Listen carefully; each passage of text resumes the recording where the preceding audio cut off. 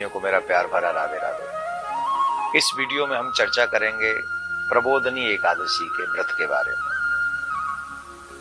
प्रबोधनी एकादशी, देवउठनी एकादशी, कार्तिक मास की शुक्ल पक्ष की एकादशी का बड़ा महात्मा, बहुत बड़ा महात्मा है। इस दिन भगवान नारायण अपनी निद्रा का त्याग करते हैं, जो कि पिछले 4 महीनों से वो विश्राम कर रहे हैं। धर्मराज ने कहा, महाराज आपने मुझे कार्तिक मास की बड़ी सुंदर कथा सुनाई है, मैं आपसे सविस्तार सुनना चाहता हूं। कृपा करके आप मुझे बताएं कि कार्तिक मास के शुक्ल पक्ष की एकादशी के विषय में मैं जानना चाहता हूं। इस एकादशी का क्या नाम है, इस व्रत को कैसे किया जाता है, इसका विधान क्या है, इसकी विधि क्या है, व्रत करने से किस फल की प्राप्ति होती है।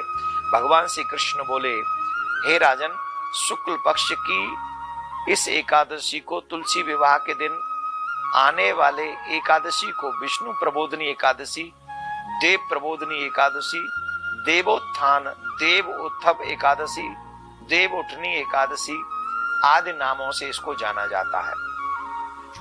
एक राजा की भी कथा आती है।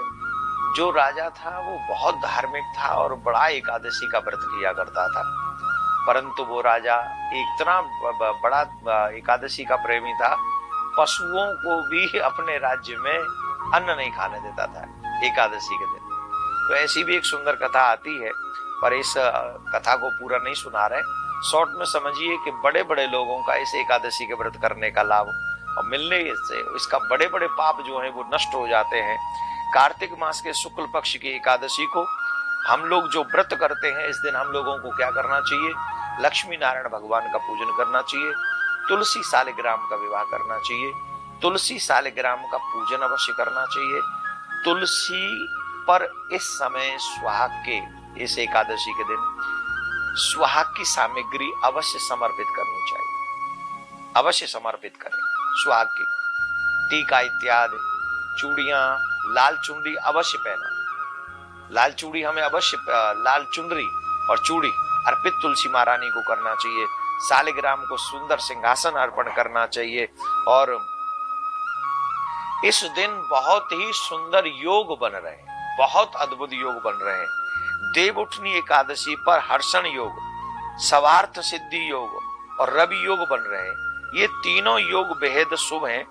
इन योगों में किए गए काम या पूजा लोगों को प्रसन्नता प्रदान करती है, यानी इसमें किए हुए कार्य स्वयं सिद्ध हो जाते हैं। तो देव उठनी एकादशी के दिन आप कोई भी शुभ कार्य प्रारंभ भी कर सकते हैं। तो हम लोग जो देव उठनी एकादशी का व्रत करेंगे वो 12 नवंबर को करेंगे और 13 नवंबर को पारायण होगा।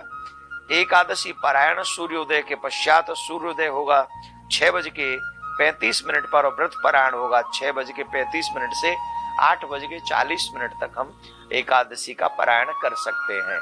तो देव उठनी एकादशी के दिन किए हुआ भजन, किया हुआ दान, किया हुआ कोई भी शुभ कार्य बहुत लाभदायक होता है। तो इस दिन तुलसी सालिग्राम का पूजन करना ना भूलें, लक्ष्मी नारायण का पूजन करना ना भूलें, अपने इष्ट का पूजन करना ना भूलें। ये देव उठनी एकादशी आपके लिए मंगलमय हो।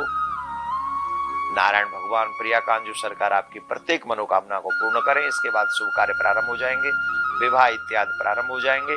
तो जिन जिन लोगों के परिवारों में विवाह है उन सब के लिए शुभ मंगल कामनाएं हैं कि आपके बच्चों का परिवार खूब अच्छे से बसे और उनका आने वाला भविष्य बहुत अच्छा हो।